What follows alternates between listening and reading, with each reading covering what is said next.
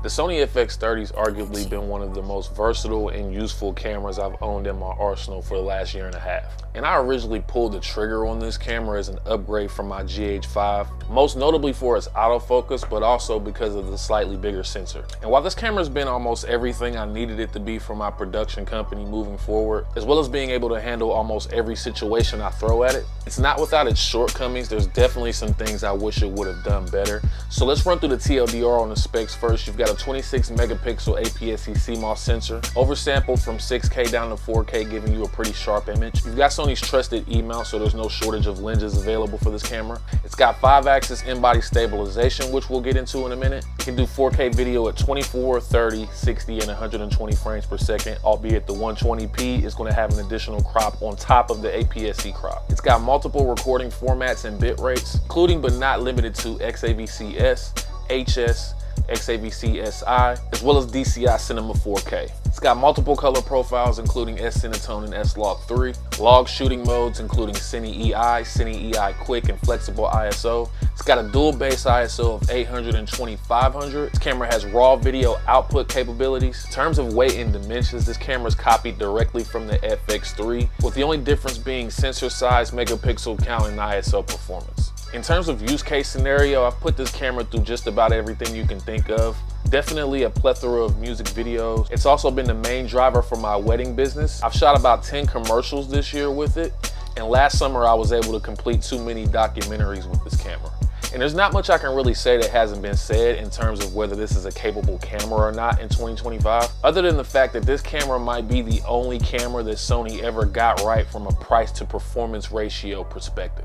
You know, you're getting Sony's reliable autofocus in 10-bit color in terms of imaging technology, as well as dual SD card slots, and you're getting all of this at a sub $2,000 price point, which pretty much makes this camera a no-brainer when it comes to wanting a one-size-fits-all system. But there are a few underwhelming things and shortcomings about this camera that make me truly wonder whether it's the cinema camera that Sony tries to market it as, or if this is just a mirrorless camera that gets in its own way. I think one of the first things that really upset me about this camera the first day I got it was the battery support. So basically, if you're using third-party batteries in this camera or the FX3, the system won't allow you to actually view the remaining battery life in the camera while you're shooting, prompting you to work around this by either keeping it charged via USB-C, going the dummy battery route, which both of these would require rigging, I'll talk about that in a minute, or having to get Sony's expensive name brand batteries, which I can't prove this, but honestly, it's my opinion that Sony did this on purpose to get us to buy those batteries,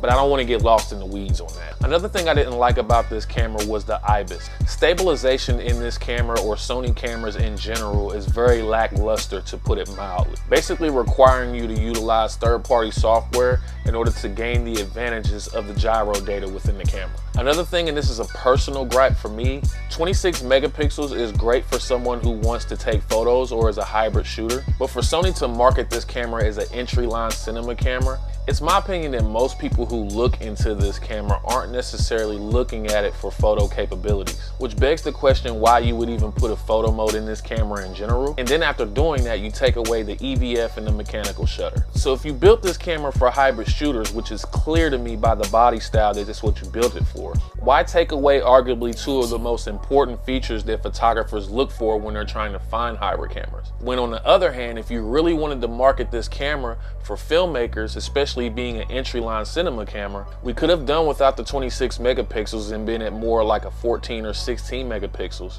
which could have possibly given us a better dual base ISO, albeit there may have had to be a little bit of reprogramming with the sensor. But I think the biggest disappointment for me with this camera might have been the body style within itself. Now, like I said, I get it. You clearly built this camera for everyone in mind, hybrid shooters, vloggers, and filmmakers. Yet you literally added and took away features from both sections that literally make it inoptimal for either side of the spectrum that you want to put it on. Not to mention the fact that this camera doesn't have built-in NDs, requires the Ninja V Plus instead of the regular Ninja V to do 4K 60 in RAW. On top of that, this camera would have done much better in a box style body. And for those who might say, well, DaVinci, if you want a box style FX30, the closest thing to that is an FX6. Okay, true, but I'm not paying $5,000 to $7,000 for a camera that, one, doesn't have IBIS, 2, can't shoot RAW internally. And lastly, if I'm going to spend that much on a camera body, I might as well just get a red kit. But contrary to what some might think, and I really don't care what anybody says, the FX6 has never been worth what it's priced at. If it actually was, then items like the Cineback wouldn't be as popular as they are right now. Because most shooters understood that while yes, the FX6 is a very good camera, very capable, it can do a lot of great things image-wise, there was literally nothing about it other than the built-in ND that established itself better than the FX3 or FX30 to the point to where it justified a $5,000 to $6,000 price jump. And I know it sounds like I'm completely trashing this camera and I don't want it to be that way.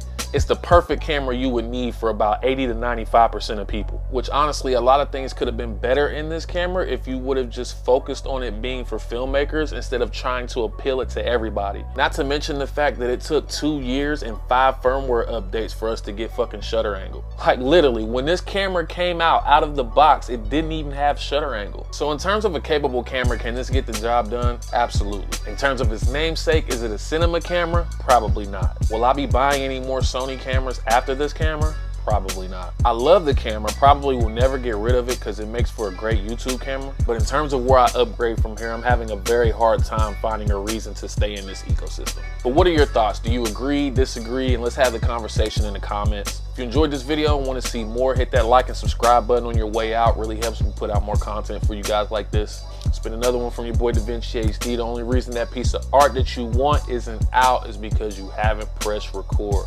See you guys on set. Peace out.